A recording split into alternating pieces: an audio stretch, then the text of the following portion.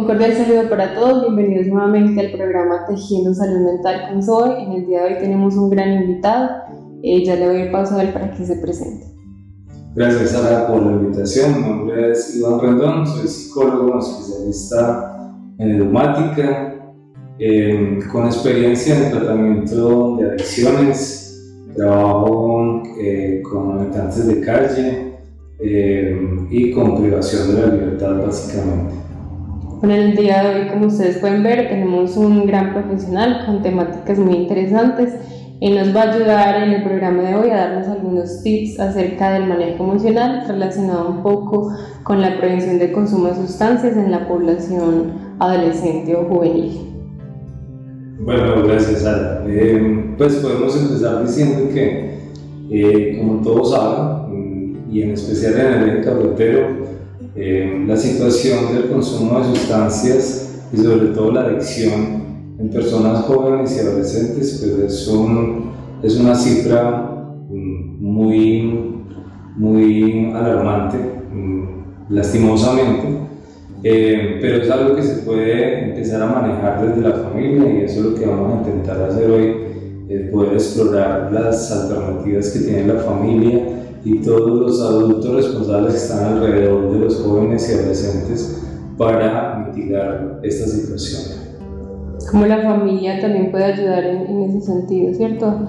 Me imagino que el primer hogar y la primera enseñanza, por decirlo así, siempre va a ser la familia, donde se le deben dar ciertas pautas para que ellos afronten y no lleguen a un consumo por no saber manejar ciertas situaciones o por no saber cómo gestionar ciertas cosas. Sí, aquí confluyen varios factores. Uno de ellos es que lastimosamente muchos de los niños, de los que ahora son adolescentes y jóvenes, son productos de embarazos en la adolescencia. Es decir, familias que no estaban preparadas y que incluso no tenían la madurez ni emocional ni psicosocial para poder enfrentar la crianza de un niño, y esto pues obviamente hace mella en la crianza del niño. Lo segundo es que la dinámica que se da en este momento social y económica también ha dado a que surjan varios factores, como que la crianza de los niños quede en manos de los abuelos, y hay una brecha generacional amplia que afecta la emocionalidad del niño y en especial la corrección de sus conductas. Muy interesante. Don Iván, comenzando pues a preguntar así, como andar un poco en el tema, ¿qué consejos propiamente le puede dar a los adolescentes o jóvenes que nos pueden estar viendo acerca del manejo emocional, o los que apenas están entrando como en una etapa de adolescencia, donde están conociendo emociones muy poderosas? Algunos que entran como emociones de tristezas profundas o un estado de melancolía constante, o por el contrario los que son más explosivos, que están experimentando rabias que no pueden controlar. Bueno, aquí es donde comienza la complejidad de la situación, porque digamos con un adolescente es complejo poder explicarle muchas cosas que un adulto ya comprende porque ya conoce un poquito más de su mundo interno. Y entonces tendríamos que empezar hablando básicamente, como decíamos al principio, de la familia, ¿cierto? ¿En qué sentido? En que hay varios elementos que la familia tiene que tener en cuenta para la crianza de los niños, y como tú decías, en el manejo de las emociones. Y el primero es que en la crianza, digamos, lo que más pesa es el ejemplo. Entonces, cuando los adultos, y en especial los padres o los cuidadores de los niños y los adolescentes, son personas que tienen un manejo equilibrado de sus emociones, pueden transmitir esa tranquilidad y ese manejo de emociones o de situaciones estresantes a estas personas que apenas están aprendiendo a conocerse. Lo segundo que podríamos hablar es en cómo poder hacerle ver a los adolescentes y a los jóvenes que pueden expresar sus emociones y pueden reconocer sus sentimientos y que los pueden expresar. Aquí la diferencia es que puedan comprender que las emociones son pasajeras y que en la medida que lo entiendan se van a enganchar mucho menos con las emociones, como tú decías, explosivas y efervescentes. Las pueden vivir, pero tener en cuenta de que no van a tomar decisiones frente a ellas, van a ser pasajeras y en esa medida van a esperar a que bajen y cuando ya estén en un nivel más plano, más llano de sus emociones, ahí sí poder tomar decisiones. Claro, el primer paso es validar un poco lo que uno está sintiendo, ¿sí? Porque hay acontecimientos que pueden ser muy difíciles o que cuando es un aspecto, por ejemplo, adolescente, hay cosas que uno está cambiando y cambios hormonales, corporales de la vida, que responsabilidades. Entonces siempre es validar un poco que, bueno, hay situaciones difíciles de la vida y que la emoción es natural, ¿cierto? Es adaptativa. Entonces ese es el primer paso, ¿cierto? Como validarla, conocerla un poco y, como dices, aceptar que puede ser pasajera, que no todo va a quedar así completamente triste o no va a estar siempre explosivo. Ninguna emoción nos va a cambiar la vida, a no ser que nosotros tomamos una decisión embriagados por esa emoción.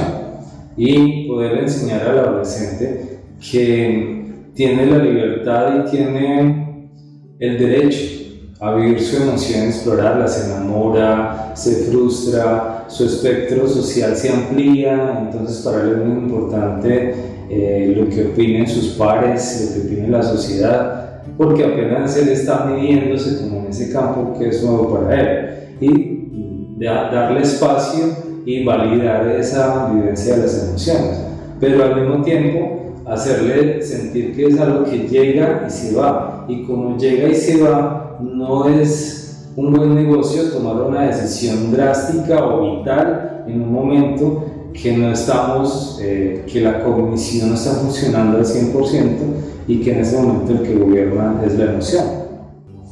En su experiencia laboral, ¿qué nos puede decir un poco, pensándolo más bien como hay tipos adolescentes o jóvenes que tienen como un estado permanente de no saber cómo gestionar una tristeza, ¿cierto? Que es una tristeza que les crece y dicen, bueno, ¿y cómo manejo esto? Y pueden llegar al consumo, ¿cierto? Cuando no saben cómo manejar ciertas cosas o ciertas problemáticas, que es algo como ya permanente. Decimos que la emoción a veces puede ser transitoria, ¿sí? Y la mayoría de las veces es transitoria, pero cuando ya no es tan transitoria y el adolescente ya no sabe cómo soportarlo, cómo gestionarlo y llega a el consumo.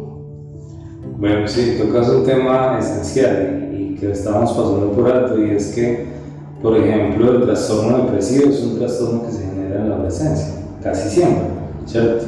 Y cuando esta tristeza se alarga y es permanente en el tiempo y es recurrente, también enseñarle al niño o al adolescente a pedir ayuda es muy importante.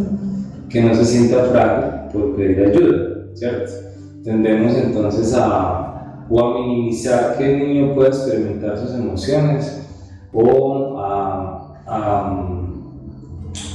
alargar o repetir cierta cultura, sobre todo paisa, en la que sobre todo los varones no pueden expresar emociones, no pueden llorar, no pueden decir que están tristes, porque eso es mostrar debilidad, ¿cierto? De pronto a la niña se le pone un poco más de atención, aunque no siempre es igual. Pero esto de no poder decir necesito ayuda, o es una rebeldía, o es una pataleta que está haciendo, es importante tener en cuenta, poderlo revisar. Sobre todo porque si se detecta a tiempo y hay un pronóstico temprano, pues vamos a evitar muchas veces llegar a la medida de la medicación, que es de pronto la medida más extrema que hay. Muy interesante, decías algo que la diferencia entre los hombres y mujeres. Por ejemplo, yo estaba viendo este mes que tuvimos la prevención de suicidio, que la tasa más alta es en hombres, no porque tengan mayor prevalencia con trastornos mentales, sino porque tenemos esa cultura de que no, el hombre no puede pedir ayuda, el hombre todo se lo debe guardar. Entonces ya es cuando llegan a actos tan extremos como puede ser el suicidio o en lo que estamos tratando ahora, la problemática de consumo. Entonces llega a extremos donde la solución menos favorable sería esa. La primera opción que deberíamos tomar es eso, pedir ayuda, hablar con alguien, expresarlo, validar un poco lo que estamos sintiendo. Yo conozco también, por ejemplo, actividades, no sé, usted que sepa de su experiencia de arte terapia. como un poco para la gestión de las emociones, para expresarlas o para visualizarlas un poco? Bueno, algunos antropólogos han llegado a decir que el arte es la expresión máxima de la inteligencia humana, ¿cierto? Entonces, en ese sentido, el arte ayuda a proyectar las emociones, cuando a veces el ser humano de todas maneras es muy simbólico, ¿cierto? Y se nos dificulta muchas veces poder expresar las emociones con palabras. Es muy complejo, ¿sí? Un escritor sudamericano, que no recuerdo quién es, decía que la emoción es un pájaro que en la jaula de las palabras solo puede abrir las alas. Es muy complejo la mayoría de las veces poder con palabras expresar emociones. Y el arte es una herramienta que le permite hacer eso. La escultura, la cerámica, la pintura, la música, el canto, el baile, el teatro, la expresión corporal, todo esto hace que la mente pueda sacar, hacer catarsis de las emociones que no puede expresar a través del lenguaje común. Sí, el arte suele ser eso, da mucha catarsis a las personas.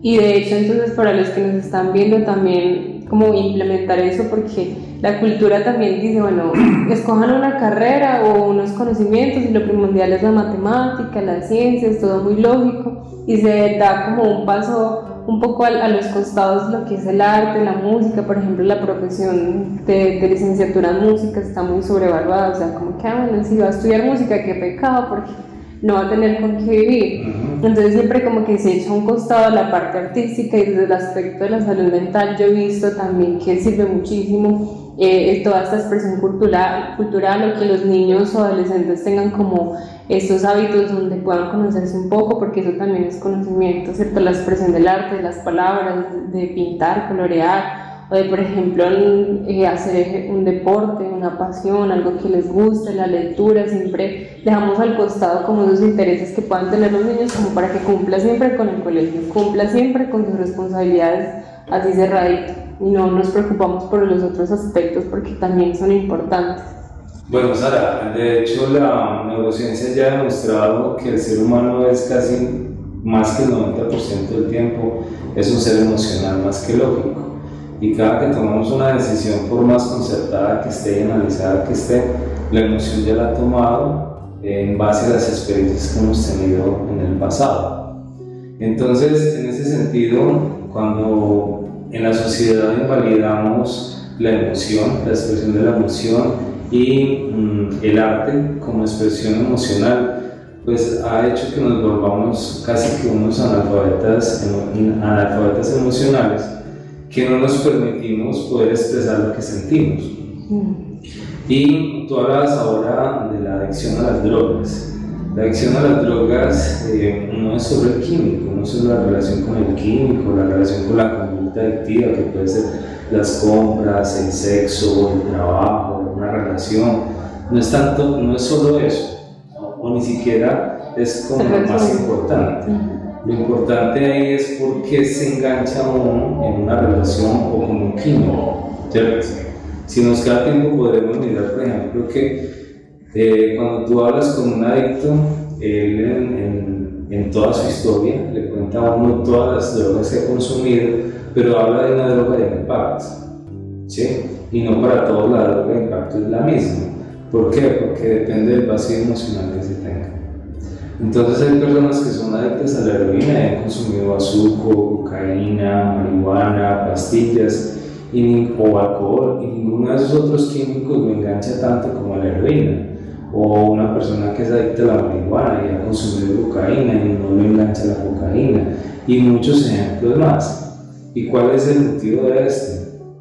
Que cada droga viene a llenar un vacío emocional. Casi siempre, por ejemplo, las personas que tienen adicción a la marihuana tienen un vacío emocional con la figura materna, ¿sí? La gente que tiene adicción a la cocaína tienen un problema con la figura de autoridad o del padre, y muchas otras cosas. El alcohol tiene una dificultad para enfrentar la soledad. Entonces, más que el químico como tal, es por qué yo me engancho a esa droga y por qué sigo consumiéndola a pesar de que evidentemente me está haciendo daño. Como la reacción que tiene fisiológicamente cada droga Y emocionalmente. y emocionalmente la asemejan, o que valga la redundancia, con la emoción que les falta. Tiene o con un equivalente. Ajá, ¿cómo explicarlo? O sea, la reacción que puede dar la droga puede ser relacionada con lo que, por ejemplo, puede producir el aspecto materno que decías, el cariño materno. Entonces, produce, por ejemplo, en el cerebro de la persona lo que no le está produciendo en su cotidianidad. Se podría resumir así. Sí. De todas maneras, por ejemplo, bueno, si lo hablamos más en general, la mayoría de las drogas como tal no hacen un efecto directo en el sistema nervioso. Lo que hacen es estimular glándulas para segregar ciertas hormonas y neurotransmisores en una cantidad exorbitante que llega a drogarnos. Y si lo vemos desde ese sentido, obviamente no es un trabajo sencillo, pero hay otras técnicas que nos pueden llevar a sentir ciertas emociones extremas para poder sentirnos bien. La meditación, la oración, la lectura, el deporte, la introspección, la visualización dirigida, son técnicas que nos pueden llevar a sentir cierto placer. Obviamente no con la rapidez de un químico, porque el químico es inmediato y después es que engancha tanto, pero si uno está dispuesto a hacerlo, lo puede lograr. Interesante. Sí.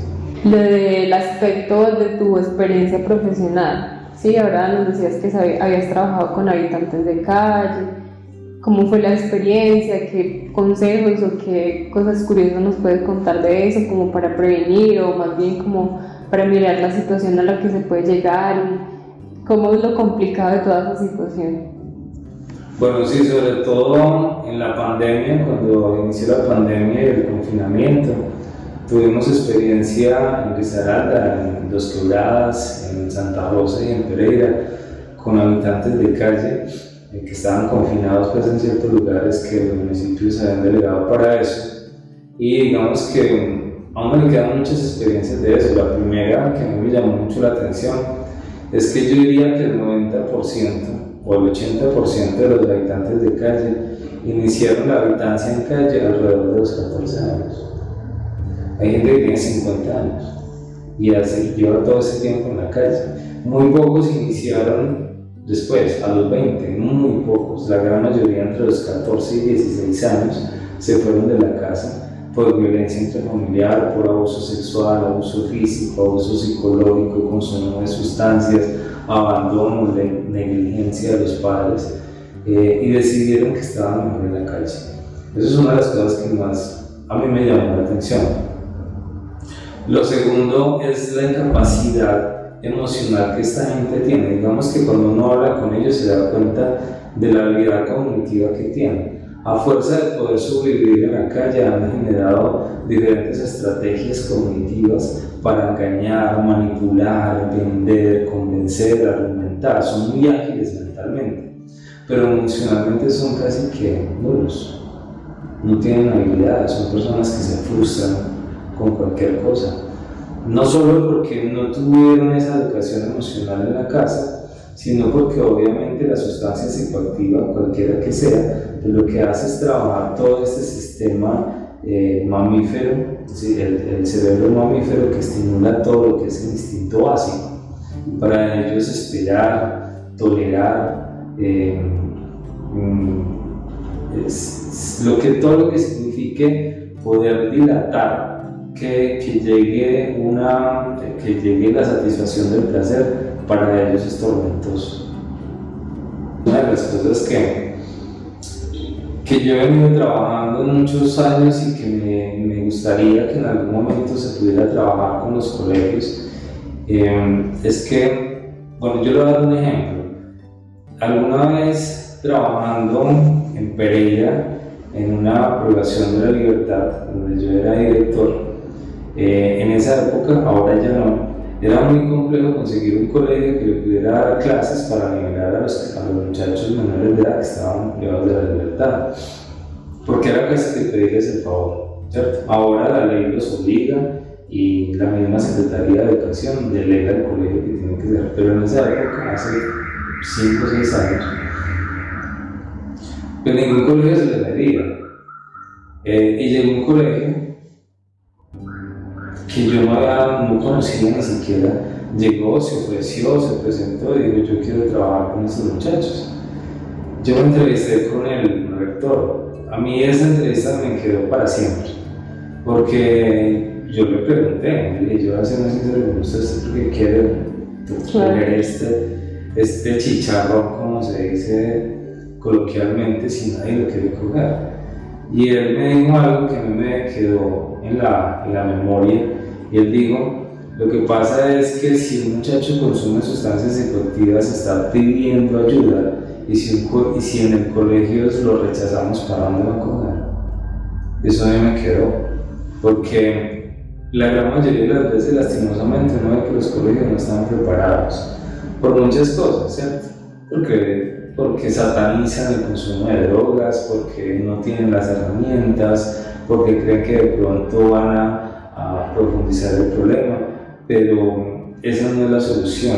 Si no están preparados, toca que se preparen, porque muchos de estos muchachos no tienen en la casa quien los ayude, quien los escuche, o porque hay negligencia, o simplemente porque no hay nadie que los ayude. Y el colegio se llamaba que les ponga atención, que les pueda dar la mano. Y si yo empiezo a consumir sustancias psicoactivas y me empiezo a enganchar en ella, y en el colegio me echan, entonces yo estoy pidiendo ayuda de alguna manera. Y muchos profesores dirán: no están pidiendo ayuda, sí, emocionalmente lo están pidiendo. Porque si el muchacho se enganchó, personalmente yo consumí drogas casi toda mi adolescencia y nunca me enganché a ninguna, porque yo lo hacía por rebeldía, por moda, por pasarla bien. Luego lo empecé a hacer por otras cosas, pero nunca por necesidad. Fueron casi 10 años consumiendo drogas y no soy adicto a nada, porque en mi casa tenía todo. Entonces no tiene nada que ver la sustancia, tiene más que ver ese vacío emocional que hay. Y si en el colegio no estamos preparados para darle la mano a ese muchacho, pues obviamente él no tiene más para dónde coger, sino para donde sus amigos, y sus amigos a la olla, y la situación se va a empeorar. Es importante que los municipios, los colegios privados se enfoquen en cómo entrenar a su docencia y a los rectores para que asuman esta responsabilidad de poder asumir a los muchachos consumidores y poderlos ayudar a salir de él. Más de una manera de decir: bueno, se está consumiendo, entonces hay que evitar tal cosa, sino más de inclusión, de escucha, de que se le diga: bueno, ¿qué está pasando?, de buscar ayuda, rutas, o sea, activar todo. Muy buen enfoque. Y de hecho, desde la SOE tratamos mucho de hacer eso, de que se cambie un poco la concepción social, de que, bueno, cuando hay consumo ya pare y mejor apartémoslo un poco, sino más bien de que se debe incluir, porque el aspecto ese de la concepción que tenemos de que el consumidor obviamente sí es problemático, pero entonces, ¿qué nos ha traído tanta exclusión de esos años atrás hasta ahora? Hemos podido avanzar, hemos podido ayudar, ¿no? Entonces todo lo contrario, la problemática ha crecido, más adicción, desde más temprana edad. Entonces cambiar un poco, bueno, no nos ha servido este enfoque, entonces tratemos desde el otro enfoque que sería más inclusivo, más de cómo tratar de ayudarlo, cómo escucharlo, cómo integrarlo más bien a que comience con otros aspectos, por ejemplo, de buscar habilidades, pasiones, bueno, claro. Todo es como un circulito muy complementario, pero sí cambiar un poco, como usted decía, el enfoque de todo esto. Muchas gracias, don Iván, por habernos acompañado, un gran aporte desde su experiencia, desde su conocimiento. Le agradecemos mucho por habernos dado este espacio. Gracias por la invitación, y muchas gracias a la Secretaría de Salud de Cartago por la invitación, por tenernos acá. Yo, aunque vivo en Pereira y trabajo en Pereira hace muchos años, yo nací en Cartago, estudié gran parte de mi vida acá, estudié en pregrado en Cartago, me especialicé en Pereira, pero pues esta es mi cuna y siempre que me inviten estaré presto. Listo. Entonces le damos las gracias a todos los que nos acompañaron, vieron este programa y nos vemos en el próximo. Hasta pronto.